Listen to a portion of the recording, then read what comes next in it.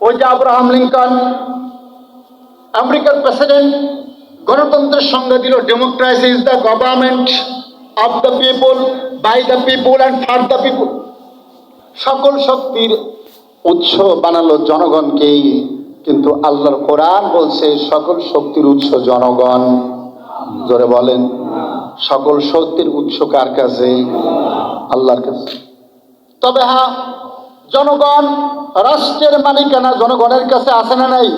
এই ক্ষমতা তারা হস্তান্তর করতে পারে। পৃথিবী নামক যে রাষ্ট্র, একটু খেয়াল করে বুঝুন, এই বাংলাদেশের সার্বভৌমত্ব, এই বাংলাদেশের রাষ্ট্র মালিকানা, রাষ্ট্র হতে গেলে সার্বভৌমত্ব দরকার আছে না নাই?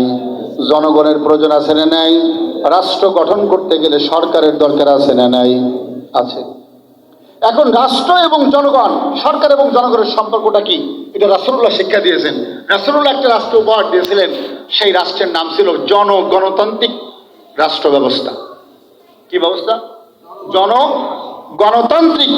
এখানে রাষ্ট্রের যে মালিকানা, রাষ্ট্র ক্ষমতায় বসানোর জন্য মালিকানা থাকবে জনগণের হাতে। জনগণ যাকে মনে করবেন তাকেই রাষ্ট্র ক্ষমতায় বসাবেন, অর্থাৎ জনগণ হচ্ছে রাষ্ট্রের মালিক। আর যাকে নিয়োগ দিবেন তিনি থাকবেন কোম্পানিতে, যেমন মালিক যেমন ম্যানেজার নিয়োগ দেয়, সরকার প্রধান বা সরকার হবে জনগণের অধীনস্থ ম্যানেজার, তাদের হাতে দায়িত্ব তুলে দিবে, তারা এই ফ্যাক্টরিকে দেখাশোনা করবে। কথা বলেন।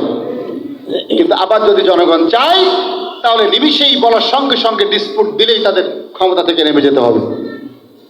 এই রাষ্ট্র উপহার দিয়েছিলেন মুহাম্মদ রাসূলুল্লাহ সাল্লাল্লাহু আলাইহি ওয়াসাল্লাম।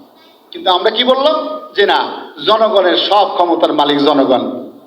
ওরাও বুঝলো জনগণ মালিক, ঠিক আছে, ভোট তাদের নামে শো করে দিনের ভোট রাতে নিব, জনগণ শুধু শো থাকবে, আমি যেমনি ইচ্ছা তেমনি জনগণকে ব্যবহার করব। প্রেমারা আমার,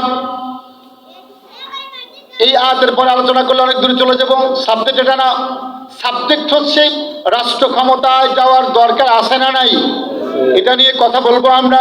রাজনীতি কারা বলবে, কারা করবে, এই সাবজেক্টের পরে কথা বলবো। আমার নবী মুহাম্মদ সাল্লাল্লাহু আলাইহি ওয়াসাল্লামকে আল্লাহ তাআলা জানায় দিয়েছেন কেমন করে তোমার উম্মতেরা চলবে, পৃথিবীর মধ্যে তারা কি করবে, কিভাবে খাবে, কিভাবে পড়বে, কিভাবে পরিবার পরিচালনা করবে, রাষ্ট্র পরিচালনা করবে, সব শিখিয়েছেন কে? আরো জোরে বলুন কে? আল্লাহ। তাহলে আল্লাহ বলছেন সমস্ত কিছুর মালিকানা কার? আমি আল্লাহর। আমি এখান থেকে যাকে চাই তাকে সামান্য কিছু ক্ষমতা দান করি। অতাংশিউল মুলকা মিম্মান তাশা, আর আমি আল্লাহ যাকে ইচ্ছা যাকে চাই তাকে ক্ষমতা থেকে জুতা মেরে লাথি মেরে বিদায় করে দিতে পারি। ওরা প্রথমে বললো ভিশন 2021, 21 সাল পর্যন্ত থাকবে। যখন ক্ষমতার চেয়ারটা একটু মজবুত হলো, এখন বললো না এটা আর হবে না, এখন হচ্ছে ভিশন 41, 41 পর্যন্ত যাবো আমরা। এর আগে কেউ আমাদের নামাতে পারবে না। কথা বলে না কেন? আল্লাহ রাব্বুল আলামিন ছোট্ট ছোট্ট বাচ্চা, রিক্সাওয়ালা, ভ্যানওয়ালা, এরপরে চার দোকানদার, সাধারণ ঘরের গৃহিণী, এই মানুষগুলোকে ঝাঁকে ঝাঁকে রাস্তায় নামায় দিল। রাস্তায় নামানোর পরে ওরা আরো শক্তিশালী হয়ে তাদের পান্ডা বাহিনী দিয়ে, গুন্ডা বাহিনী দিয়ে, অস্ত্র বাহিনী দিয়ে বরংবার বরংবার পাখির মতো টার্গেট করে করে গুলি করলো। একটা ঢেউ সামনে চলে যায়, মাটিতে পড়ে যায়, আবার সমুদ্রের মতো আর এক ঢেউ সামনে গিয়ে উঁচু হয়ে দাঁড়ায়, সীসা ঢালা প্রাচীরের মতন যখন দাঁড়ায় গেল, আবার আল্লাহ বললেন ক্ষমতার মালিক তুই না, ক্ষমতার মালিক আমি। সময় মাত্র 45 মিনিট। কথা কয় না কেন? সবাই 45 মিনিট পালাবি, মামা বাড়ি দিল্লি যাবি নাকি বাংলার মাটিতে মাটির নিচে চলে যাবি? কথা বলেন ঠিক কিনা? কত মিনিট? আরো জোরে। আমার এই বাগেরহাট দক্ষিণ অঞ্চলের তাফসীর জগতের সম্রাট, তাম পৃথিবীর মানুষের হৃদয়ের স্পন্দন, কোরআনের পাখি, মুফাসসিরে কোরআন, শহীদ আল্লামা দেলাওয়ার হোসেন সাইদ রাহিমাহুল্লাহ, তিনি তার ভবিষ্যৎবাণীগুলো এভাবে করেছিলেন, আপনাদের অবশ্যই মনে আছে। বলেছিল আমাদেরকে মৌলবাদী বলো, আমরা তো মূলে থাকবো, তোমরা আগাবাদী আগায় থাকবা। আমরা যখন গোড়া ধরে লাড়া দিব, মামা বাড়ি দিল্লি গিয়ে পড়বা। জোরে বলে না কেন? এই শহীদ আল্লামা দেলাওয়ার হোসেন সাইদির কথা মিলেছে কি মেলে নাই? আরো জোরে বলুন। একটা ঝাঁকা দিয়েছেন, সময় মাত্র ৪৫ মিনিট।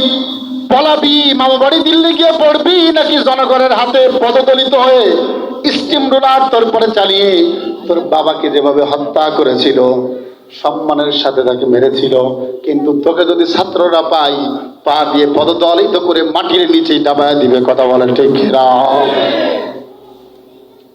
আল্লামা সাইদির একটা কথা এদিক ওদিক হয়নি, বলেছিল আমাকে যদি শহীদ করা হয় তাহলে আমার প্রতিটা রক্তবিন্দু আগুনের অগ্নিস্ফুলিঙ্গ হয়ে বাতিলের মাস্তাদ জ্বালিয়ে পড়িয়ে সরকার করে দিবে। কথা বলেন।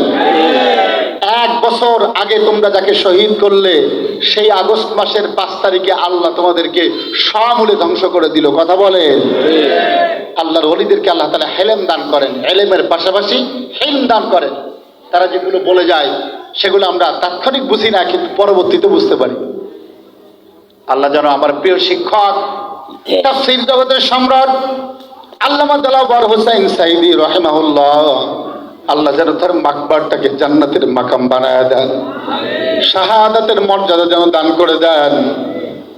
আমরা যেন তার পদাঙ্ক অনুসরণ করতে পারি। সকলে বলে আল্লাহুম্মা আমিন। প্রিয় ভাইরা আমার, তাহলে আল্লাহ যাকে চান তাকে ক্ষমতা দেন, আবার যাকে চান তার কাছ থেকে ক্ষমতা ছিনায় নেন।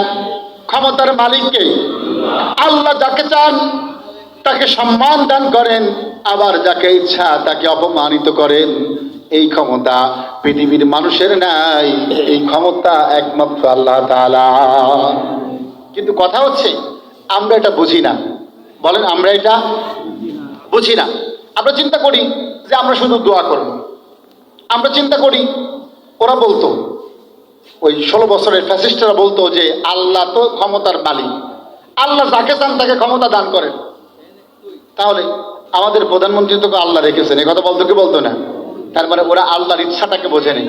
বলেন, আল্লাহর ইচ্ছাটাকে ওরা বোঝে নাই, ওরা গায়ের জোরে কথা বলতো। আমরা চলুন দেখি ক্ষমতা পাইতে গেলে আমাদের কি কি করণীয়। ক্ষমতায় কারা যাবে? রাষ্ট্র ক্ষমতার দরকার আছে না নাই? এটা আমরা কোরআন দিয়ে শুনবো। আল্লাহর হাবিব মুহাম্মদ সাল্লাল্লাহু আলাইহি ওয়াসাল্লামের পরে যখন কোরআন নাযিল করলেন, কোরআন নাযিল করে আল্লাহ সব জানিয়ে দিয়েছেন। আমাদের আদি পিতা এবং মাতার নাম আদম এবং হাওয়া। আল্লাহ যখন দুজনকে সৃষ্টি করলেন, ইয়া আইয়ুহান নাস ইত্তাকু রাব্বাকুম আল্লাযী খালাকালাকুম মিন নাফসিন ওয়াহিদা ওয়া খালাকা মিনহা যাওজাহা ওয়া বাসসা মিনহুমা রিজালান কাসীরান ওয়া নিসা। আল্লাহ কিভাবে সৃষ্টি করেছেন তার একটা সুন্দর একটা উদাহরণ তিনি পেশ করেছেন। মানব জাতিকে সৃষ্টি করার পূর্বে, আপনারা আদম ও হাওয়া আলাইহিস সালাতু ওয়াস সালামকে তৈরি করার পূর্বে আমার আল্লাহ ফেরেশতাদের নিয়ে একটা মজলিস করলেন। মজলিস করার পরে আল্লাহ রাব্বুল আলামিন জানায়া দিলেন, সমস্ত ফেরেশতাদেরকে জানায়া দিলেন, ফেরেশতা তোমরা শোনো, আমি পৃথিবীর মধ্যে আমার পক্ষ থেকে প্রতিনিধি পাঠাবো। কি পাঠাবে? জোরে বলেন। প্রতিনিধি কাকে বলে?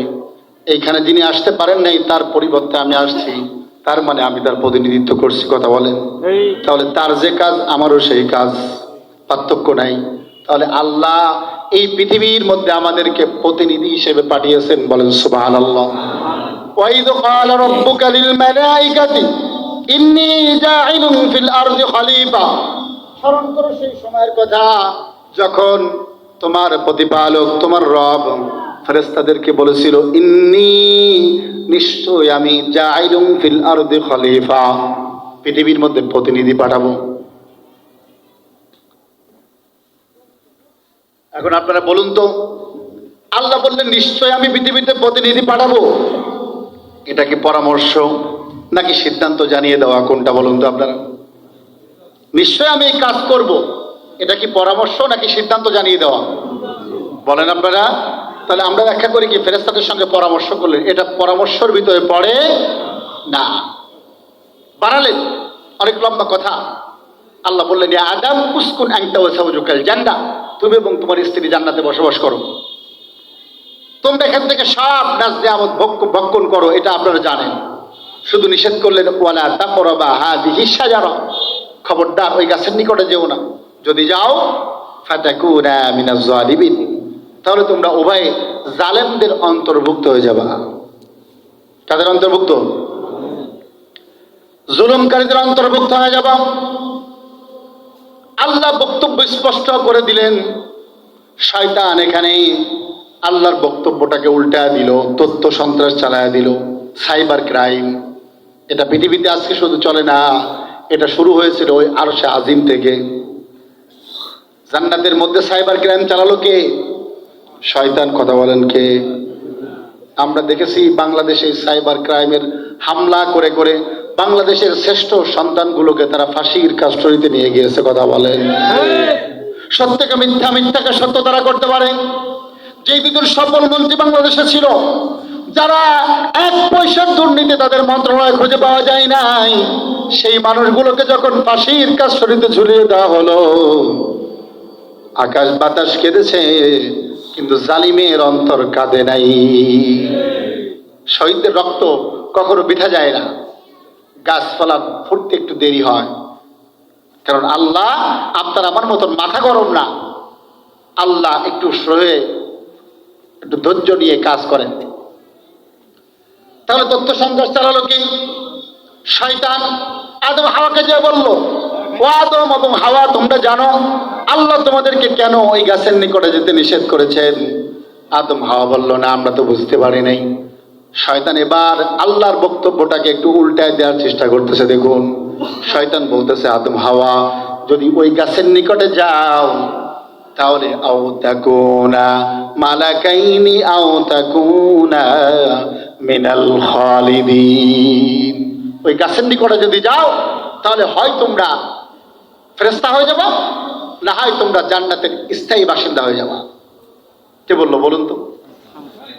জোরে বলেন। তাহলে আল্লাহর বক্তব্যটাকে সকলে বলুন উল্টায় দিছে। আরো জোরে। এটাকে কি বলা হয় বলেন? সাইবার তথ্য সন্ত্রাস। মনে থাকবে তো?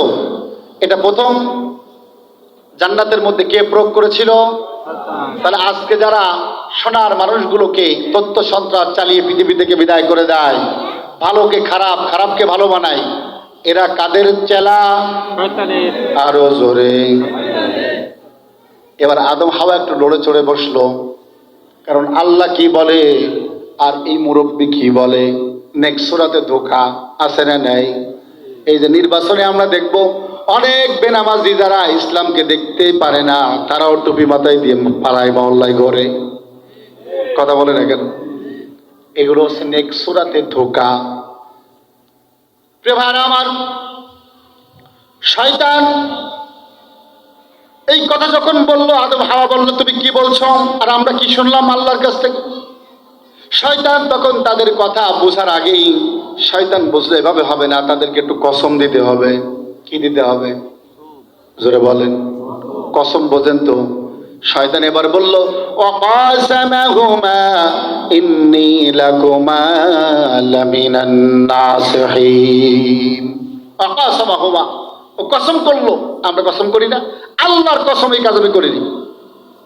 করে কি করে না? কসম দে কারা সবচাইতে বেশি বলেন তো? মুনাফিকরা। কারা? ইযা জাআকাল মুনাফিকুন ক্বালু নাশহাদ ইন্নাকা লারাসূলুল্লাহ আল্লাহু ইয়ালামু ইন্নাকা লারাসূলু আল্লাহু ইয়াশহাদ ইন্নাল মুনাফিকিনা লাকাযিবুন। ওরা কসম দিয়ে আল্লাহ রাসূলকে বলতো, হে রাসূল, আমরা সাক্ষ্য দিচ্ছি আপনি আল্লাহ রাসূল। কিন্তু আল্লাহ বলছে, আমি জানি, আল্লাহু আ'লাম ইন্নাকা লারাসূলু, ওদের থেকে আমি আল্লাহ ভালো জানি আপনি আল্লাহ রাসূল। আল্লাহু ইয়াশহাদ, আর আমি আল্লাহ সাক্ষ্য প্রদান করেছি, ইন্নাল মুনাফিকিনা লাকাযিবুন, নিশ্চয়ই পৃথিবীর সব মুনাফিকেরা মিথ্যাবাদী। কসম দিয়ে আমাদের নেক্সট সূরাতের রাজনীতিবিদরা আমাদেরকে ধোঁকা দেয় কি দেয় না? জোরে বলেন। এই যে আইনুদ্দিন আলাজাদ গজল গাইতো না, ভোটের আগে চান্দু চাচা কইলো আমাগে রে, এমপি যদি হতে পারি গোলা দেব ভরে। কথা বলেন। ভোটের আগে চান্দু চাচা কইলো আমাগে রে, এমপি যদি হতে পারি গোলা দেব ভরে। এখন দেখি চান্দু চাচার সোনার ছেলেরা চান্দার জন্য বাবার গলায় ধরেছে সোরা। থানায় গেলাম মামলা দিতি, সে নিজায়ও রক্ষা নাই। আমরা গরিব, আমাদের দেহার মতন কেউ নাই। বলে না কেন? আল্লাহর বান্দা তিনি দুনিয়া থেকে বিদায় নিয়ে চলে গিয়েছেন। তিনি পুতির সুরে বলেছিলেন, এই কথাগুলো তিনি বলেছিলেন, এই কথাগুলো সত্য কি সত্য না? জোরে বলেন। ভোটের আগে কথা বলেন, ভোটের পরে কোনো খবর থাকে না। এক একটা চেয়ারম্যানের সিট কিনে আনে 6 কোটি টাকা দিয়ে, এরকম নজির আমরা দেখেছি। কথা বলে না কেন? একটা ইউনিয়ন থেকে 6 কোটি টাকা ইনকাম করা যায় নাকি? তাহলে কেনলো কেন? ও কিনে মনে হয় জনগণের উপকার করবে। প্রেমার আমার, শয়তান কসম করে বলল, আদম হাওয়া তোমরা যদি আমার কথা না শোনো তাহলে আমি তোমাদেরকে কসম করে বলছি, ইন্নী লাকুমা লামিনান নাসিহিন, আমি তোমাদের পরম বন্ধু, তোমাদের পরম হিতাকাঙ্ক্ষী। এরকম হিতাকাঙ্ক্ষী আমাদের আছে না নাই? জোরে বলেন, আছে না নাই? আমাদের জন্য সব দিয়ে দিন, কিন্তু ভোটের পরে কোনো খবর নেই। যখন আদম হাওয়া শয়তানের প্ররোচনায় পড়ে গেল, ওই গাছের নিকটে যখন গেল, তখন আদম হাওয়ার শরীর থেকে আল্লাহ জান্নাতি পোশাকটা খুলে দিলেন। আল্লাহর হুকুম অমান্য হয়ে গেল। দুজনে ক্রন্দন শুরু করে দিলেন, কাঁদতেছে, অসরে কান্দে, অসরে কান্দে। আল্লাহ তাআলার রহমতের দরিয়ায় জোশ মেরে গেল। কারণ আমার আল্লাহ বান্দাদেরকে ডাক দিয়ে বলেছেন, কুল ইয়া ইবাদিয়াল্লাযীনা আসরাফু আলা আনফুসিহিম লা তাকনাতু মির রাহমাতিল্লাহ ইন্নাল্লাহা ইয়াগফিরুদ যুনুবা জামিআ ইন্নাহু হুয়াল গফুরুর রহিম। আল্লাহ ডাক দিয়েছেন, ইয়া ইবাদিয়াল্লাযীনা আসরাফু। আল্লাহ বলছেন, নবী আপনি আমার বান্দা যারা দুনিয়ার মধ্যে নিজেদেরকে ক্ষতিগ্রস্ত করেছে, পাপ কাজ করেছে। এখানে অনেক কথা তওবার আলোচনা করতে গিয়ে আমি প্রায় বলে থাকি, আল্লাহ এখানে গুনাহগারদেরকে তার বান্দা বলে ডাক দিয়েছেন। বলে সুবহানাল্লাহ। কোরআনে কারীমের মধ্যে সবচেয়ে আশাবাঞ্চক আয়াত এটা, ইয়া ইবাদি আল্লাযীনা আসরাফু। হে রাসূল আপনি আমার বান্দাদেরকে জানা দেন যারা গুনাহ করে করে জীবনটাকে ধ্বংস করে ফেলেছে, গুনাহ করেছে এমন ভাবে জাহান্নামের কিনারায় দাঁড়িয়ে আছে। গুনাহ আমরা যত করি পৃথিবীর মানুষ কেউ না জানলেও আমি যে কেমন মানুষ এটা আমার থেকে ভালো পৃথিবীর কেউ জানে। জোরে বলেন। আমাদের অসংখ্য গুনাহ আছে, এই পৃথিবীর মানুষ যদি দেখতো আমাকে সম্মান করতো না, বড় হুজুর বলতো না, বড় মাতব্বার বলতো না, আমাকে লাঠি মেরে ঝাঁটা মেরে সমাজ থেকে বের করে দিত। কথা বলেন ঠিক না? কিন্তু আমার আল্লাহ বড় দয়ালু, সাত্তার নামের পর্দা দিয়ে আমাদের গুনাহগুলো আড়াল করে রেখেছেন। মানুষের সামনে এস্টাবলিশ করে না, মানুষের সামনে তুলে ধরে না। আমার আল্লাহ বলছেন, লা তাকনাতু মির রাহমাতিল্লাহ। নিজেরা যারা গুনাহ করেছো, গুনাহ করে করে একদম সীমা লঙ্ঘন করে গিয়েছো, খবরদার তোমরা আল্লাহর রহম থেকে নিরাশ হয়ো না। ইন্নাল্লাহা ইয়াগফিরুয যুনুবা জামিআ। নিশ্চয়ই তোমরা যদি তওবা করো, গুনাহ ছেড়ে দিয়ে যদি ফিরে আসো, আমি আল্লাহ তোমাদের জীবনের সব গুনাহগুলো মাফ করে দিব। আল্লাহ বলছেন শুধু মাফ করব না, ফাউলাইকা ইউবাদদিলুল্লাহু সাইয়্যাতিহিম হাসানাত। আমি আল্লাহ তোমাদের গুনাহগুলো মুছে ফেলে দিয়ে, ডিলিট করে দিয়ে, ওই জায়গা সওয়াব দিয়ে আমি আমলনামা পরিপূর্ণ করে দিব। আরো জোরে বলুন। তাহলে আদম হাওয়া দুজনে ক্রন্দন শুরু করলেন, কাঁদতেছে, অঝরে কান্দে, এমন ভাবে কান্না শুরু করলেন। আমার আল্লাহ রহমতের দরিয়ায় জোশ মেরে গেল। আমার আল্লাহ দুনিয়ায় পাঠানোর পূর্বেই আমাদেরকে বলা হয়, দুনিয়াতে এসে আদম হাওয়া 309 বছর খেতেছে, তারপরে আল্লাহ মাফ করেছে। না, ব্যাপারটা এরকম না, ব্যাপারটা এরকম না। ওই জান্নাতের মধ্যে যখন তারা ক্রন্দন শুরু করলেন, কাঁদতেছে, অঝরে কাঁদতেছে, আমার রব আমরা তো হালাক হয়ে গেলাম, ধ্বংস হয়ে গেলাম, আমরা বুঝি নাই। আমার আল্লাহ তাআলা তখন আদম ও হাওয়াকে একটা দোয়া শেখালেন। সুবহানাল্লাহ বলেন। আদম হাওয়া এই বলে আমার কাছে তোমরা দোয়া চাও, আমি আল্লাহ তোমাদের জীবনের সব গুনাহগুলো মাফ করে দিব। নবীরা যত গুনাহ করেন নাই, ভুল করেছেন। কি করেন নাই? গুনাহ করেন নাই। তাহলে আল্লাহ রাব্বুল আলামিন দোয়া শেখালেন, যেই দোয়াটা আমরা সব সময় পড়ি, রব্বানা, সকলে পড়ুন, রব্বানা যালামনা আনফুসানা ওয়া ইল্লাম তাগফির লানা ওয়া তারহামনা লানাকুনান্না মিনাল খাসিরিন। রব্বানা, ও আমার প্রতিপালক, যালামনা আনফুসানা, আমরা জুলুম করেছি, অত্যাচার করেছি নিজের নফসের পরে। তাহলে খাদ্যে যারা ভেজাল দেয় তারা জুলুম করে কার পরে? জোরে বলেন। নিজের পরে। নিজের পরে জুলুম করে। যারা আল ঢালে জুলুম করে কার পরে? নিজের পরে। ওজনে যারা কম দেয় জুলুম করে কার পরে? মিথ্যা যারা কয় নিজের পরে জুলুম করে। অন্যায়ভাবে কাউকে যদি আঘাত আনে, তাকে যদিও ব্যথা দেয় শারীরিকভাবে, এই জুলুমটা নিজের পরে করা হয়। আদম নবী বলছেন, হাওয়া দুজনেই বলছেন, রব্বানা, ও আমার প্রতিপালক, যালামনা আনফুসানা, আমরা জুলুম করেছি আমাদের নিজেদের নফসের পরে। ওয়া ইল্লাম তাগফির লানা, তুমি যদি আমাদেরকে মাফ না করে দাও, ক্ষমা না করে দাও, ওয়া তারহামনা, আমাদের পরে যদি রহম নাজিল না করো, লানাকুনান্না মিনাল খাসিরিন, আমরা উভয় ক্ষতিগ্রস্তদের অন্তর্ভুক্ত হয়ে যাব। লক্ষ্য করুন, আল্লাহর কাছে এই দোয়া যখনই করল, আল্লাহ সুবহানাহু ওয়া তাআলা তাদের জীবনের সব ত্রুটিগুলো বিচ্যুতি মাফ করে দিয়ে আমার আল্লাহ বলেন, আদম হাওয়া তোমাদেরকে মাফ করেছে ঠিকই, কিন্তু জান্নাতে আর থাকতে পারবা না। কে বললেন? কুলনা হাবিতু মিনহা জামিআ,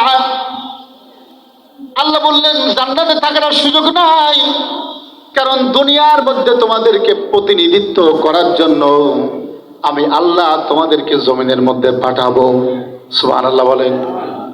তাহলে আমরা প্রতিনিধি, এলাকার মেম্বার যারা তাদেরকে আমরা কি বলি? জনপ্রতিনিধি।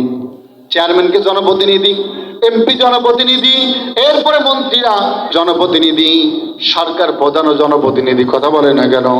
তাহলে আল্লাহ এই পৃথিবীতে সব মানুষদেরকে আল্লাহর প্রতিনিধি করে এই পৃথিবীর মধ্যে পাঠিয়েছেন। বলেন সুবহানাল্লাহ।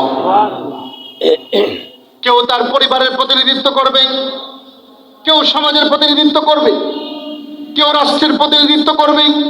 যার যার জায়গায় থেকে সে এক একজন প্রতিনিধি। কুল্লুকুম রাঈন ওয়া কুল্লুকুম মাসউল। কথা বলে না কেন? আল্লাহ প্রত্যেককে দায়িত্বশীল করে এই পৃথিবীর মধ্যে পাঠিয়ে দিয়েছেন। বলে সুবহানাল্লাহ। আল্লাহ বলেন, আদম হাওয়া চলে যাও, চলে যাও, এই জান্নাতে থাকতে পারবা না, তুমিও যাবা, শয়তানও যাবে, হাওয়াও যাবে, সবাই দুনিয়ার মধ্যে থাকবা। এখন বলুন তো, যেই শত্রুর কারণে নিজের ঘর ছেড়ে দিয়ে গাছতলায় থাকবো, সেই শত্রু যদি গাছতলায় আমার সঙ্গে থাকে, সেখানে ভয় আছে না নাই? আরো জোরে বলেন। আদম হাওয়ার চোখে মুখে ভয় ফুটে উঠল।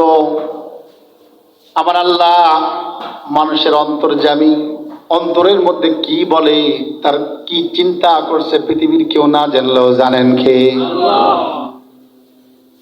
আল্লাহ রাব্বুল আলামিন এবার আদম হাওয়ার দিকে তাকায় বললেন, আদম হাওয়া, ভয় পাওয়ার কোনো কারণ নাই, আমি পৃথিবীর মধ্যে তোমাদেরকে একা ছেড়ে দিব না, তোমাদের ছেড়ে দিয়ে আমি আল্লাহ পলায়ন করব না। ফ্যাসিস্ট সরকার শেখ হাসিনার মতন জনগণকে ফেলায়া 14টা লাগেজ ভর্তি টাকা নিয়া নিজের বোনটাকে বগল ডাবায় নিয়া মামু বাড়ি দিল্লি যেয়ে পলাবো না। কথা বলে না কেন? আওয়ামী লীগের লোকজন, আপনাদেরকে লজ্জা শরম বলতে কিছু নেই, যদিও আমি নাম নিতে চাই না। আপনারা একবার চিন্তা করুন, যেই নেতা আপনাদেরকে ছেড়ে একটা বার চিন্তা করলো না, তার নিজের লোকেরা এই বাগেরহাট কি পরিমাণ জ্বালিয়েছে তন্ময়। কথা বলে না কেন? আমার এক বন্ধু মিলন দাস আমার সঙ্গে একসঙ্গে অনার্স মাস্টার্স করেছে, হিন্দু। মোহনগঞ্জ থেকে যাচ্ছি, বাগেরহাট বাজারে চা খেতে নেমেছি, দেখি ও বসা। কথা বললাম, তুই কেমন আছিস? অনেক কথা, এসআই ছিল। বলার পরে বলতেছে, দোস্ত আমার জন্য একটু সুপারিশ কর, যেন আমি এখান থেকে ট্রান্সফার নিয়ে অন্য জায়গায় চলে যেতে পারি। আমি বললাম ভয়, বাট কারণ কি? তো আমাকে যে বর্ণনা দিল সেই বর্ণনা শুনে আমি ঘুমাতে পারিনি।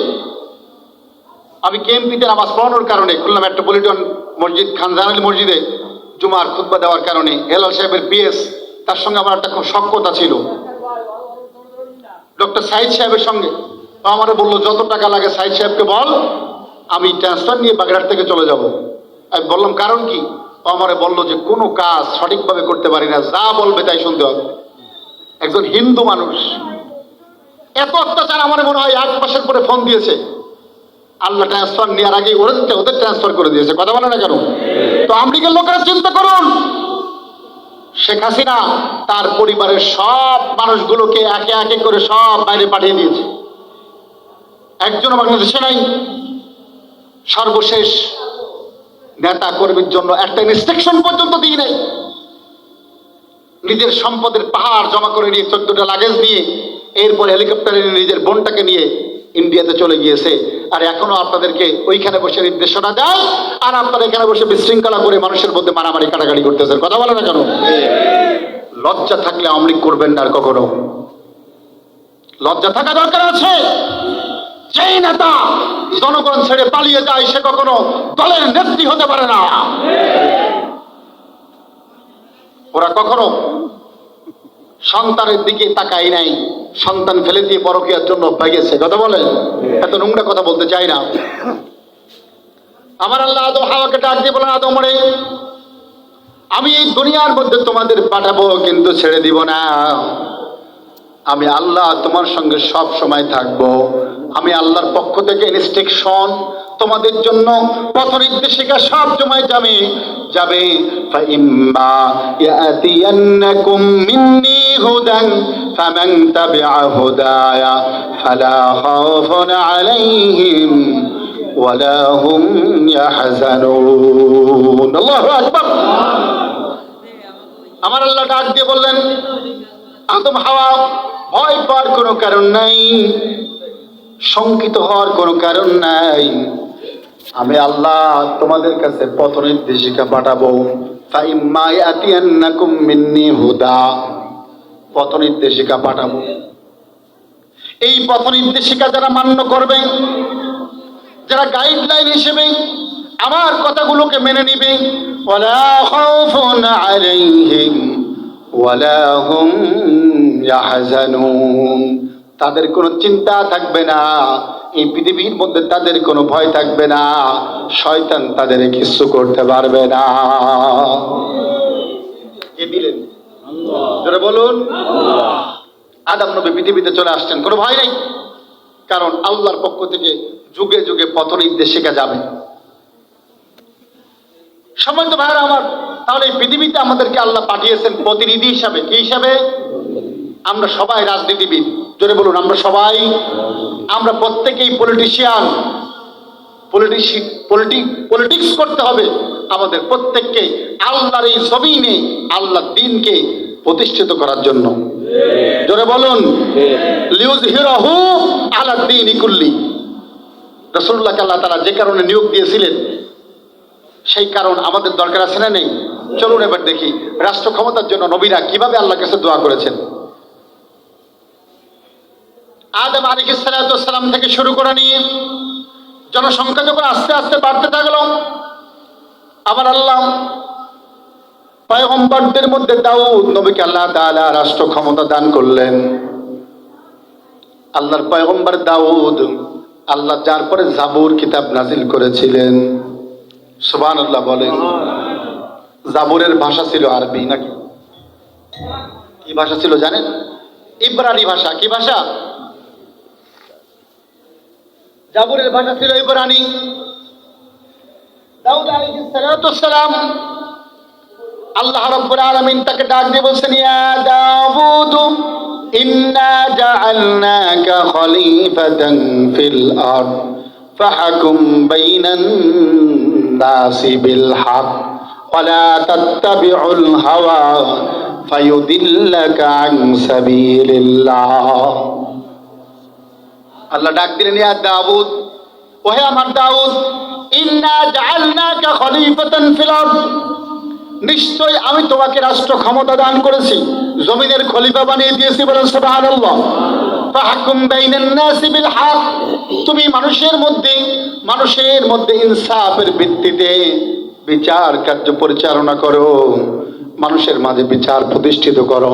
ওয়ালা তাত্তাবিউল হাওয়া, তুমি তোমার নিজের প্রবৃত্তিকে অনুসরণ করো না, যদি অনুসরণ করো তাহলে শুনে নাও আল্লাহর কোনো ক্ষতি করতে পারবা না, তুমি জাতিকে সহ তুমি নিজেই পথভ্রষ্ট হয়ে যাবা। তাহলে দাউদ নবীকে আল্লাহ রাষ্ট্র ক্ষমতা দিলেন, আল্লাহ নিজে বলতেছেন। বলুন তো, রাজনীতি কি ভালো মানুষে করবে না খারাপ মানুষ করবে? সবাই বললো না। রাজনীতি করবে কারা? আরো জোরে। নবীরা তো খারাপ ছিল না, এই জন্যই রাজনীতি করতো। কথা বলে না কেন? দাউদ আলাইহিস সালাতু ওয়াস সালামকে আল্লাহ রাব্বুল আলামিন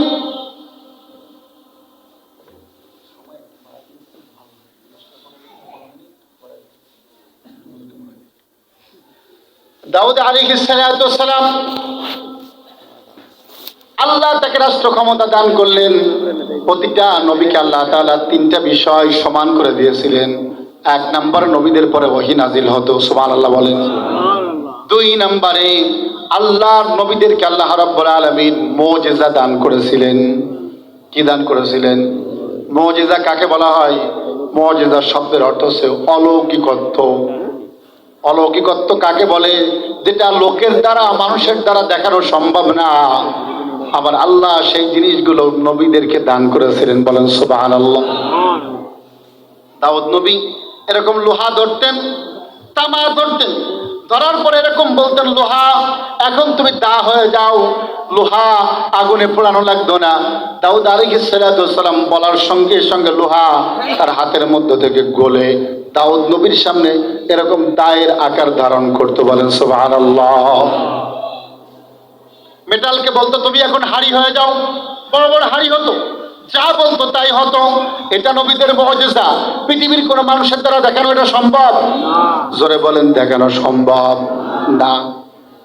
দাউদ নবী যখন রাষ্ট্র ক্ষমতা ছেড়ে পৃথিবী থেকে বিদায় নিয়ে চলে গেলেন, তার সন্তান সুলাইমান আলাইহিস সালাম, তিনিও আল্লাহর খলিল, আল্লাহর পয়গম্বর। আল্লাহ তাকে বিভিন্ন সময় পরীক্ষা নিরীক্ষাগুলো নিলেন। বিভিন্ন পরীক্ষা উত্তীর্ণ হওয়ার পরে আল্লাহর খলিল, আল্লাহর বন্ধু, আল্লাহর পয়গম্বর সুলাইমান নবী আল্লাহর দরবারে দোয়া করতেন, ও আমার রব, আমাকে তুমি এমন রাজত্ব দান করো যেই রাজত্ব আমার পরে পৃথিবীর কাউকে তুমি দিবা না। তাও সুবহানাল্লাহ বাড়িতে বলেন। লক্ষ্য করুন, আল্লাহর পয়গম্বর সুলাইমান দোয়া করতেন, রব্বি হাবলি মুলকান লা ইয়ানবাগি লিআহাদিন মিন বাদি ইন্নাকা আনতাল ওয়াহ্হাব। রব্বি হাবলি, ও আমার রব, আমাকে তুমি দান করো মুলকান লা ইয়ানবাগি লিআহাদিন মিন বাদি। লক্ষ্য করুন, মুলকান লা ইয়ানবাগি লিআহাদিন মিন বাদি, এমন রাজত্ব আমাকে তুমি দান করে দাও যেই রাজত্ব এই পৃথিবীর মধ্যে আমার পরে আর কাউকে তুমি দিবা না। ইন্নাকা আনতাল ওয়াহ্হাব, ও আমার রব, তুমি তো সকল দাতাদের দাতা।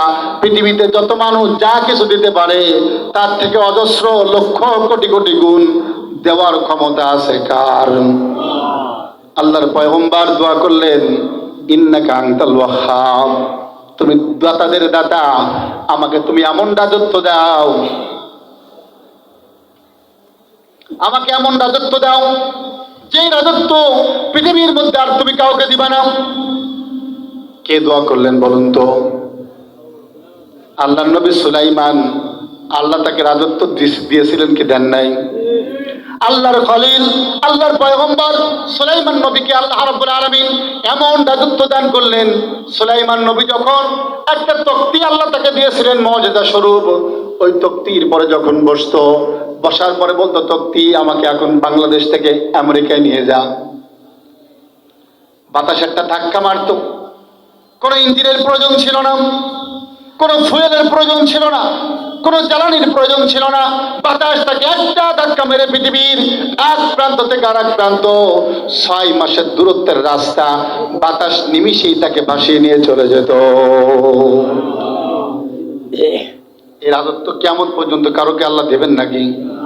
তার রাজত্ব নবীরা চেয়ে নিয়েছেন কার দরবার থেকে? আরো জোরে বলুন। আর আমরা হুজুররা রাজনীতি করতে গেলেই আমাদের কপাল এরকম ভাঁজ হয়ে যায়। কথা বলেন। হুজুরদের ভালো জায়গায় দেখলেই চুলকানি শুরু হয়ে যায়। হুজুররা কেন ভালো থাকবে? হুজুরের বেতন 5,000 টাকা। ওরে বাবা, 1,000 বাড়িয়ে দিয়েছি। হুজুর কেন এত বেশি থাকবে? আবার হুজুরদের সামনে এসে গল্প করে, হুজুর হুজুর আমার না, আপনার কত বেতন? ভাই আমার তো বেতন আলহামদুলিল্লাহ 10,000 টাকা। গল্প করে, হুজুর আমার 10,000 টাকা তো 5 দিনের চা খরচ হয় না। কথা বলেন। আমি প্রায় বলি, আপনার কি লজ্জা করে না হুজুরদের সামনে এসে আপনার চার খরচ বর্ণনা দেন, অথচ হুজুরদের 10,000 টাকা বেতন দিয়ে কয় হুজুর হুজুরদের টাকার মধ্যে বরকত আছে? বলে কি বলে না?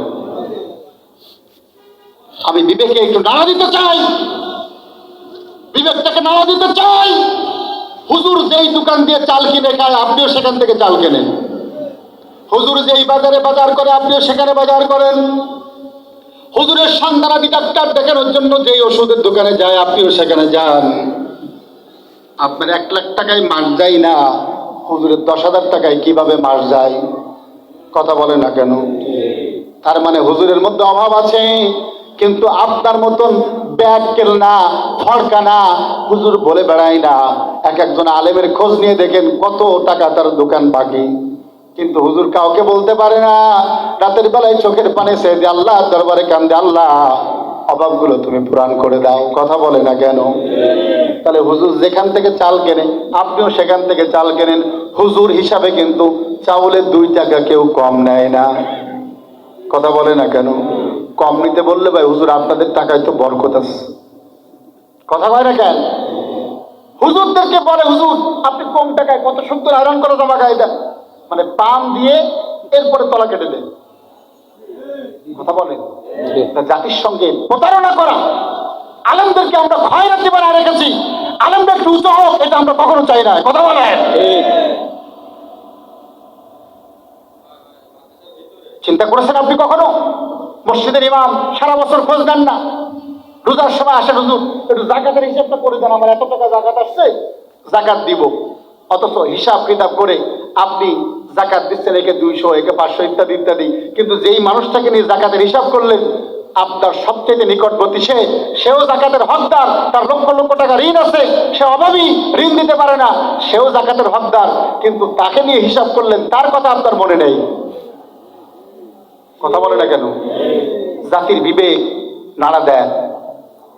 এখন বলবেন হুজুর হুজুর মানুষকে জাকাত দেওয়া যায় আছে না? জাকাত যারা নিবে তাদের মধ্যে এক শ্রেণী মিসকিন বলা হয়। লক্ষ্য করুন, জাকাত পাওয়ার 8টা খাতের মধ্যে মিসকিন আছে না নাই? এই মিসকিন কাদেরকে বলা হয়? মিসকিনের অনেকগুলো সংজ্ঞা আসছে, তার ভিতরে সর্বলেটেস্ট যে সংজ্ঞাটা আমার কাছে সবচেয়ে বেশি ভালো লাগে, ইবনে কাসিরের মধ্যে আসছে, কয়েকটা তাফসীরের বর্ণনার মধ্যে দেখেছি। সেটা হচ্ছে মিসকিন তাকে বলা হয় যেই ব্যক্তিকে পোশাক আশাক দেখে অভাবী মনে হয় না। কাকে বলা হয়? যেই মানুষকে পোশাক দেখে বোঝা যায় না মানুষ অভাবী। আবার এই মানুষ জাকাতের জন্য সাদকার জন্য কারো কাছে হাত পাততে পারে না, অথচ সে ক্ষুধার্ত। এরকম মানুষ আছে না নাই? আপনি এই সংজ্ঞার সাথে মিলান তাহলে দেখবেন প্রতিটা পাড়ার মসজিদের মহল্লার ইমামগুলো জাকাতের আওতায় পড়ে কি পড়ে না? কথা বলে না কেন? পড়ে যায়। দেখুন তাদের পোশাক দেখে বোঝা যায় না অভাবী, আবার আপনার কাছে হাতও পাতবে না, লজ্জা, ইমাম মানুষ, সম্মান চলে যাবে। অথচ তার বাবা, তার মা, তার বউ, তার স্ত্রী, তার ভাই বোন ইত্যাদি নিয়ে সে একটা বিশাল সংসার পরিচালনা করে, বেতন পায় 10,000। আছে না নাই? চিন্তা করেছেন কখনো এভাবে? জাতির বিবেকটাকে একটু জাগ্রত করার জন্য মাঝে মধ্যে কিছু কথা আমি বলি, যদি খারাপ লাগে আল্লাহর রাস্তায় মাফ করে দিন, কিন্তু কথা কিন্তু সত্য। বলেন কথা কি সত্য? তাহলে আল্লাহ নবী সুলাইমানকে আল্লাহ রাব্বুল আলামিন রাষ্ট্র ক্ষমতার জন্য দোয়া করলেন, আল্লাহ তাকে রাষ্ট্র ক্ষমতা দান করলেন। তকবীর পরে ছড়ে এই তকতির পরে চড়ে একটা ধাক্কা দিয়ে আল্লাহ 6 মাসের রাস্তা পার করে দিত, কিচ্ছু লাগতো না। আল্লাহ তাকে এমন ক্ষমতা দিলেন, গর্তের পিপিলিকা থেকে শুরু করে নিয়ে পানির নিচের মৎস্য পর্যন্ত আল্লাহর পয়গম্বর সুলাইমানের ভাষা তারা বুঝতো। ওই প্রাণীগুলো সুলাইমান নবীর ভাষা বুঝতো। বলেন সুবহানাল্লাহ। পাখিদের কথা বুঝতেন। জিনদেরকে নিয়ে তিনি বিশাল সাম্রাজ্য করেছিলেন। জিনেরা তাকে বহন করত। জিনেরা আল্লাহ নবী সুলাইমান জিনদেরকে দিয়ে বাইতুল মাকদাস নির্মাণ করেছিলেন। সুবহানাল্লাহ বলবেন না? বাইতুল মুকাদ্দাস আলো লাগে না, সমুদ্রের তলদেশ থেকে অনেক লম্বা ইতিহাস, কেমনে বলি, সময় তো কম। সুলাইমান আলাইহিস সালাম সমুদ্রের তলদেশ থেকে জিনদের মাধ্যমে দামি দামি মণি মুক্তা এগুলো এনে তারপরে ওই বাইতুল মাকদাসকে প্রতিষ্ঠিত করেছেন।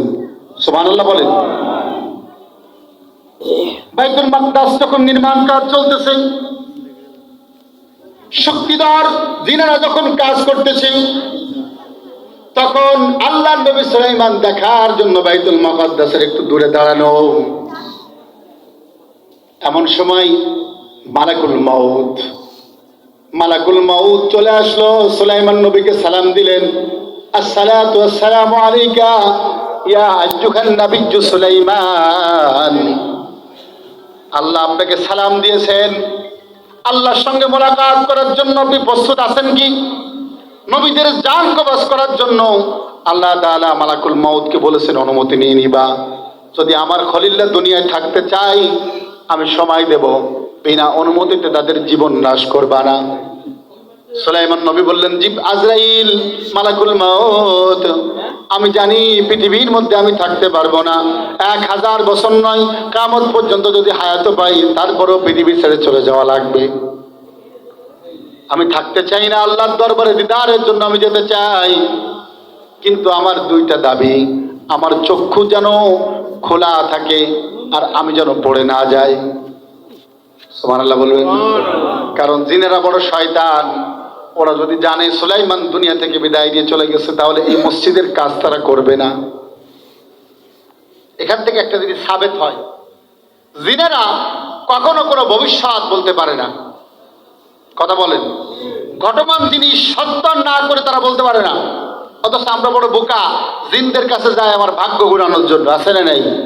বাগেরহাটে আছে জিন, আছে না বিভিন্ন জায়গায়, যে আমার আগামী দিন কেমন যাবে, আমার ব্যবসা কেমন হবে, জিনদের দেখায়। আহারে কপাল পোড়া জাতি। অথচ সুলাইমান নবী দাঁড়ায় আছেন বাইতুল মুকাদ্দাসের সামনে লাঠির পরে ভাগ দিয়ে, আর জিনেরা কাজ করতেছে, দেখে সুলাইমান দাঁড়ানো, অথচ তিনি দুনিয়াতে নাই, আল্লাহ তাকে নিয়ে গিয়েছেন।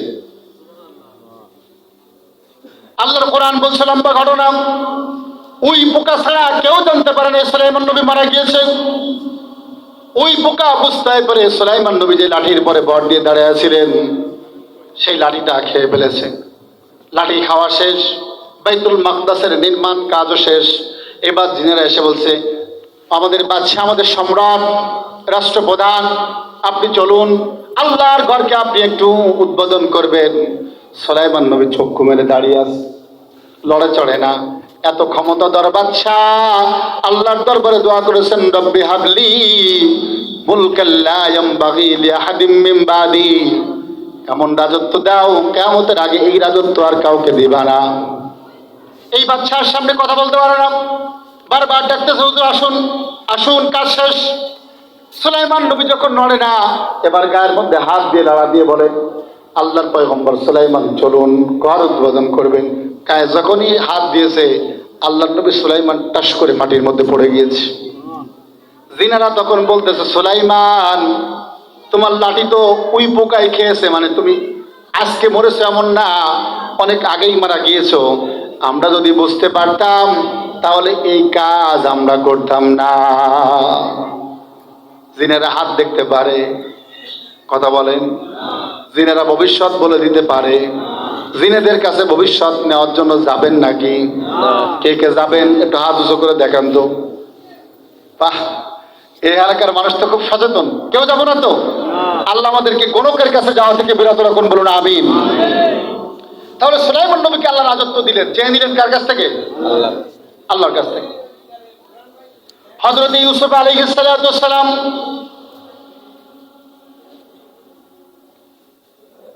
তিনি যখন জুলাইখার প্রতারণায়, ইউসুফ জুলাইখা অনেকে দেখেছেন, ইরানের ড্রামা আছে, কোরআনের ভিতরে যে কাহিনীকে আহসান আল কসাস বলা হয়েছে, সর্বোত্তম কাহিনী। সুলাইমান নবীকে জেলখানায় যখন অবরুদ্ধ করে রাখা হলো, আল্লাহ নবী সুলাইমানকে আল্লাহ তাআলা স্বপ্নের ব্যাখ্যা করার ক্ষমতা আল্লাহ তাকে দান করেছিলেন। স্বপ্ন বললেই তিনি বলে দিতে পারতেন এর ব্যাখ্যা এটা, স্বপ্নের তাবির তিনি করতে পারতেন। আল্লাহর পয়গম্বর ইউসুফ নবী যখন আজিজে মিসরের স্বপ্নের ব্যাখ্যা করে দেয়, আজিজে মিসর তাকে জেলখানা থেকে মুক্ত করে যখন রাষ্ট্র দরবারে নিয়ে যায়, তখন আল্লাহ নবী ইউসুফ আলাইহিস সালামকে বলেছিলেন, তুমি যে স্বপ্নের ব্যাখ্যা করেছো আমার কাছে কি চাও? তখন সুলাইমান ইউসুফ নবী তখন বাদশার দরবারে বলেছিল, ক্বালাজ আলনি আলা খাযাইনুল আরদ ইন্নী হাফিজুন আলিম। আমাকে অর্থ মন্ত্রণালয়ের দায়িত্ব দিয়ে দেন। ক্বালাজ আলনি খাযাইনুল আরদ, আমাকে অর্থ মন্ত্রণালয়ের দায়িত্ব আমাকে দিয়ে দিন, কারণ এটাকে সংরক্ষিত করার এলেম আল্লাহ আমাকে দান করেছেন। বলেন সুবহানাল্লাহ। তাহলে অর্থ মন্ত্রণালয়ের দায়িত্ব নেওয়া তো রাজনীতির কাজ না। কথা বলেন এখন। অর্থ মন্ত্রণালয়, অর্থমন্ত্রী তিনি চেয়ে নিলেন কার কাছ থেকে? বাদশার কাছ থেকে। ইউসুফ নবী তো খারাপ মানুষ ছিল, এই কথা বলেন না কেন? ইউসুফ নবী খারাপ ছিল? আল্লাহর পয়গম্বর ইউসুফ অর্থ মন্ত্রণালয়ের দায়িত্ব পেয়ে গেলেন। আল্লাহ তাকে এই দায়িত্ব থেকে মিশরের বাদশা বানিয়ে দিয়েছিলেন। বলেন সুবহানাল্লাহ। তাহলে আমরা যারা হুজুর আছি, সৎ লোক, এই মানুষদের রাজনীতি করা দরকার আছে না নাই? আরো আসতে বলুন, আছে না নাই? এবার চলুন হযরত মুসা কালিমুল্লাহ, এই টপিকের পরে অনেক কাজ সাজানো। হযরত মুসা কালিমুল্লাহ, আল্লাহ যখন তাকে ডাক দিয়ে বললেন, ও মুসা ইযহাব ইলা ফিরআউনা ইন্নাহু তাওয়া, ও মুসা তোমাকে আমি আল্লাহ বাঁচিয়েছি, তুমি একজনকে মেরে ফেলেছিলে, আলাইহি ফিহি ফিত তাবুত ফাকদি ফিহি ফিল ইয়াম ফালিয়ুলকিল ইয়াম বিসাহিল। এখানে লম্বা দুইটা আয়াতের মধ্যে বর্ণনা আসছে আল্লাহ কি কি নিয়ামত তাকে দান করেছিলেন। মুসা নবীকে মাদায়েন থেকে যখন তিনি তার স্ত্রীদেরকে নিয়ে, মাদায়েন বলতে মদিনাকে বোঝানো হয়েছে, মদিনা থেকে যখন মিশরের উদ্দেশ্যে রওনা দিলেন, তুরে সাইনার সামনে গিয়ে আল্লাহ তারপরে ওহী নাজিল করে দিয়ে জানায় দিলেন, মুসা তোমার পরে আমি আল্লাহ অনেক নিয়ামত দান করেছি। তোমাকে আমি আল্লাহ শুরুতেই সমুদ্রের মধ্যে বাসা দিয়েছিল তোমার মা, আনিকদি ফিহি ফিত তাবুত ফাকদি ফিহি ফিল ইয়াম ফালিয়ুলকিল ইয়াম বিসাহিল ইয়াখুযুহু আদুবুল্লি ওয়া আদুবুল্লাহ। স্মরণ করো, আমি তোমার মাকে বলেছিলাম একটা তাবুতের মধ্যে, সিন্ধুকের মধ্যে তোমাকে ভাসিয়ে লোহিত সাগর নীল নদের মধ্যে ভাসিয়ে দিতে। তোমার মা একটু ভয় পাচ্ছিল রে মুসা। আমি আল্লাহ তোমার মাকে ডাক দিয়ে বলেছিলাম, মুসার মা তোমার ভয় পাওয়ার কোনো কারণ নাই, ইয়াখুযুহু আদুবুল্লি ওয়া আদুবুল্লাহ, ওই সমুদ্রের মধ্যে তোমার সন্তান ডুবে মারা যাবে না। আমি তো সেই আল্লাহ, যে আল্লাহর সঙ্গে ফিরআউন দুশমনি করেছে, তোমার সন্তানের সঙ্গেও দুশমনি করতেছে, সেই দুশমন আদুবুল্লি ওয়া আদুবুল্লাহ, আমারও দুশমন, মুসারও দুশমন, এই শত্রু তোমার সন্তানকে সমুদ্র থেকে তুলে নিবে। বলেন সুবহানাল্লাহ। ওয়ালকাইতু আলাইকা মাহাব্বাতাম মিন্নি ওয়া লিতুসনা আলা আইনি। মুসার মাকে বললেন, মুসার মা যখন ফিরআউন উঠাই নিল, আমি মুসার মধ্যে এমন মায়া ভরা চেহারা দিয়ে দিলাম, ওয়ালকাইতু আলাইকা মাহাব্বাতাম মিন্নি, মুসা নবীর চেহারা যেই দেখতো সেই মায়ায় পড়ে যেত। ওয়া লিতুসনা আলা আইনি, তোমার চোখের সামনে আমি তাকে লালন পালন করলাম।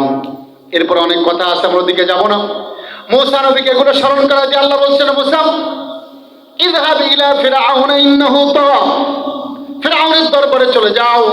ফিরআউনের দরবারে গিয়ে তুমি সেখানে দ্বীনের দাওয়াত দাও, কোরআনের দাওয়াত দাও, তোমার পরে যে তাওরাত নাযিল করা হয়েছে তাওরাতের দাওয়াত দাও। মুসা নবী তখন আল্লাহর দরবারে 5টা বিষয় দোয়া করেছিলেন। কয়টা? জোরে বলুন, কয়টা? 5টা বিষয়ে দোয়া করেছেন সূরাতুত তাহা। দ্বিতীয় নম্বর রুকু থেকে শুরু। قال رب اشرح لي صدري ويسر لي أمري واحلل عقدة من لساني يفقهوا قولي واجعل لي وزيرا من أهلي هارون أخي اشدد به أزري وأشركه في أمري كي نسبحك كثيرا ونذكرك كثيرا إنك كنت بنا بصيرا। কয়টা দোয়া করলেন? জোরে বলুন। 5টা দোয়া। ওগো আমার পরওয়ার, বৃদ্ধি করো জ্ঞান আমার, মুখ জড়তা করো দূর, ভাষা যেন হয় মধুর, আমি যেন বোঝাতে পারি পবিত্র কালাম। বলেন সুবহানাল্লাহ। এই দোয়া আমরা করবো তো? মাদ্রাসায় সন্তানদেরকে দিবেন, এই দোয়া পড়ে পড়ে তারা বড় হবে। প্রিয় ভাইরা আমার, মুসা নবী দোয়া করলেন। এরপর অনেক লম্বা কথা। নিজেকে গড়ে তোলার জন্য, নিজেকে তিনি গঠন করার জন্য 5টা দোয়া করেছেন। আল্লাহ আমার সিনাটাকে প্রশস্ত করে দাও, আমার সাহস বৃদ্ধি করে দাও, আমার জবানের জড়তা দূর করে দাও। ও আল্লাহ, আমার ভাইকে আমার সহযোগী বানায় দাও, আমাকে একটা দল দাও, এই দল হয়ে যেন আমি ফিরআউনের দরবারে যেতে পারি। কথা বলে না কেন? তাহলে আল্লাহর দরবারে হিম্মতের জন্য দোয়া চাইতে হবে, কোমর শক্তিশালী করার জন্য দোয়া চাইতে হবে, সহযোগীর জন্য বাছাই করতে হবে এমন সহযোগী যাকে নিয়ে দিন কায়েমের আন্দোলনে আমি মাঠে থাকতে পারি। বর্তমানে একদল বের হয়েছে, বলে ইসলামে কোনো দল নেই। কথা বলে না কেন? ইসলামে মানহাজ আছে। আরে শয়তান, ওয়াকাযালিকা জাআলনাকুম উম্মাতান ওয়াসাতা। আল্লাহ বলেছেন তোমরা উত্তম জাতি, তোমাদেরকে আমি আল্লাহ তাআলা এই পৃথিবীর মধ্যে উত্তম জাতি হিসেবে আবির্ভাব ঘটিয়েছি। তা উম্মাহ মানে কি? দল না? উম্মাহ মানে কি জাতি না? তাহলে আল্লাহ বলছেন আমরা একটা জাতি। মুসা নবীর দোয়ার বরকতে আমরা দেখি দল ছাড়া তো করো ইসলাম কায়েম করা সম্ভব না। আর শয়তানগুলো কয় মানহাজ আছে, দল নাই। এগুলো ইসলামের দুশমন। কথা বলেন, এদের থেকে দূরে থাকবে। প্রিয় ভাইরা আমার, তাহলে মুসা নবী দোয়া করেছেন। সর্বশেষ মুহাম্মদুর রাসূলুল্লাহ সাল্লাল্লাহু আলাইহি ওয়াসাল্লাম তিনিও রাষ্ট্র ক্ষমতার জন্য দোয়া করেছেন।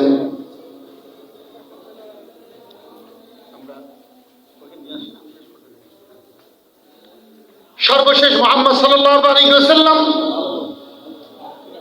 তিনি যখন মাক্কি জীবনের শেষের দিকে আল্লাহ যখন মেরাজে নিয়ে যখন তাকে নামাজ দিলেন, আল্লাহর হাবিব একবার মনের মধ্যে বাসনা জাগলো, আমি খানায় কাবার মধ্যে গিয়ে 2 রাকাত সালাত আদায় করব। প্রিয় ভাইরা আমার, রাসূলুল্লাহ সাল্লাল্লাহু আলাইহি ওয়াসাল্লাম খানায় কাবার চাবি রক্ষকের কাছে চলে গেলেন, যে বলছেন ভাই আমাকে একটু চাবিটা দাও। কি করবো মুহাম্মদ? আমি খানায় কাবার মধ্যে 2 রাকাত নামাজ আদায় করব। চাবি রক্ষক ডাক দিয়ে বলছে মুহাম্মদ তোমাকে চাবি দেওয়া যাবে না। রাসূলুল্লাহ অত্যন্ত ব্যথিত হলেন, পিছন ফিরে চলে আসতেছেন আর বলতেছেন ভাই তুমি যে আমাকে চাবি দিলে না, তুমি জেনে রাখো আমার আল্লাহ অচিরেই খানায় কাবার এই চাবির মালিকানা আমাকেই দান করে দিবে।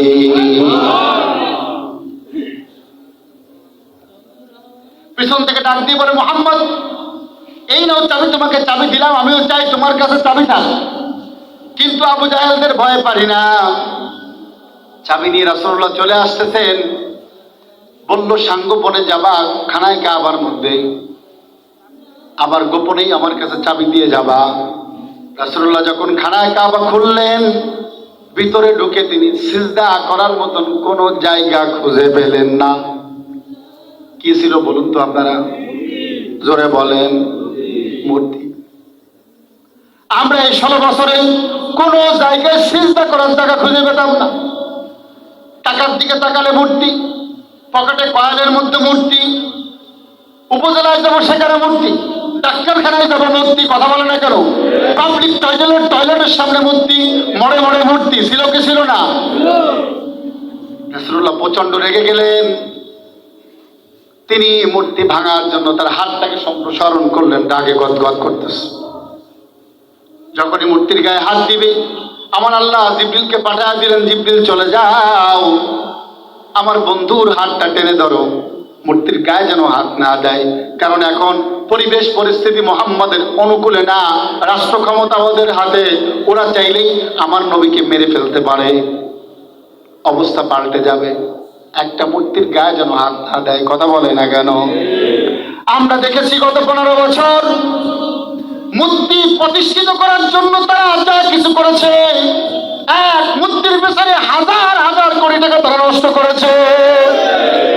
আর আমরা যারা মূর্তির বিরুদ্ধে কথা বলেছি, বিশেষ করে আমাদের অগ্রজ ইসলামী আন্দোলনের সিপাহসালার আল্লামা মাহমুদুল হক, তিনি যখন মূর্তির বিরুদ্ধে কথা বললেন, তাকে মিথ্যা স্ক্যান্ডাল দিয়ে সোনারগাঁ হোটেল থেকে অপমানিত করে, লাঞ্ছিত করে তারা জেলখানায় ঢুকে রেখেছিল। কথা বলে না কেন? কারণ রাষ্ট্রশক্তি আমাদের হাতে ছিল না। কথা বলেন, আমাদের হাতে ছিল না, প্রতিপক্ষের হাতে ছিল। তাহলে আল্লাহর হাবিব বললেন, কি করব আমি? জিবরিল আমিন বলে, ইয়া রাসূলুল্লাহ, একটা দোয়া আল্লাহ আপনাকে শিখিয়েছেন, দোয়া করুন। রব্বি আদখিলনি মুদখালা সিদকিন ওয়া আখরিজনি মুখরাজা সিদকিন ওয়াজআলনি মিন লাদুনকা সুলতানান নাসীরা। আল্লাহু আমিন বলেন। হে আমার রব, আমাকে তুমি সত্যের সঙ্গে প্রবেশ করাও, সত্যের সঙ্গে বাহির করাও, সত্যের সঙ্গে প্রবেশ করো। আর আমাকে দান করো রাষ্ট্র ক্ষমতা, রাষ্ট্র মালিকানা। আল্লাহ আমাকে তুমি দান করে দাও। বলেন সুবহানাল্লাহ। কে দোয়া করলেন? জোরে বলেন। মুহাম্মদ রাসূলুল্লাহ। আল্লাহ তাকে মক্কা থেকে মদিনায় হিজরত করে চলে গেলেন। মদিনায় যাওয়ার পরে আল্লাহ রাব্বুল আলামিন তাকে রাষ্ট্র ক্ষমতা দান করলেন। 8 বছরের মাথায় আল্লাহর হাবিব 10,000-এর মতন সেনাবাহিনী নিয়ে, সাহাবাজবাইনদেরকে নিয়ে মক্কাতুল মুকাররমা 10,000 মধ্যে মুজাহিদদেরকে নিয়ে মক্কা বিজয় করে মক্কার মধ্যে প্রবেশ করলেন, খানায় কাবার মধ্যে প্রবেশ করলেন। হাতে লাঠি দিয়ে, প্রতিটা লাঠি দিয়ে প্রত্যেকটা মূর্তির গায়ে তিনি আঘাত আনলেন আর বললেন, কুল জাল হক ওয়া যাহাকাল বাতিল ইন্নাল বাতিলা কানা যাহুকা। সত্য সমাগত, মিথ্যা অপসারিত, মিথ্যার জয় কখনো হবে না। রাসূলুল্লাহ সাল্লাল্লাহু আলাইহি ওয়াসাল্লাম মূর্তিগুলো ভেঙে চুরমার করে দিয়েছিলেন। কথা বলেন ঠিক কিনা? মূর্তিগুলো ভেঙে চুরমার করে দিলেন। আমরা দেখলাম গত 16 বছর এত চেষ্টা করার পরে আমরা একটা মূর্তি ভাঙতে পারি? জোরে বলেন, পারি? যখন ছাত্র জনতা বিপ্লব ঘটালো, আমরা যখন দোয়া করলাম, আল্লাহ রাষ্ট্র ক্ষমতার পরিবর্তন ঘটাও। এই আন্দোলনের পরে যেদিন 5 আগস্ট ফ্যাসিস্টরা পলায় চলে গেল, সেই দিন আর আমাদের দোয়া করা লাগে নাই। জনগণ ধরে ধরে মূর্তির গলার মধ্যে দড়ি দিয়ে টেনে টেনে মাটির সঙ্গে মিশিয়ে দিয়েছে। কথা বলে। তাহলে রাষ্ট্র ক্ষমতার দরকার আছে না নাই? জোরে বলেন, আছে না নাই? দোয়া করতে হবে কার কাছে? আল্লাহর কাছে। প্রধান অতিথি চলে আসছে, আর আলোচনা করব না। রাসূলুম মিনাল্লাহি ওয়া ফাতহুন করিম ওয়া বাশশিরিল মুমিনিন। আসসালামু আলাইকুম ওয়া রাহমাতুল্লাহি ওয়া বারাকাতুহু।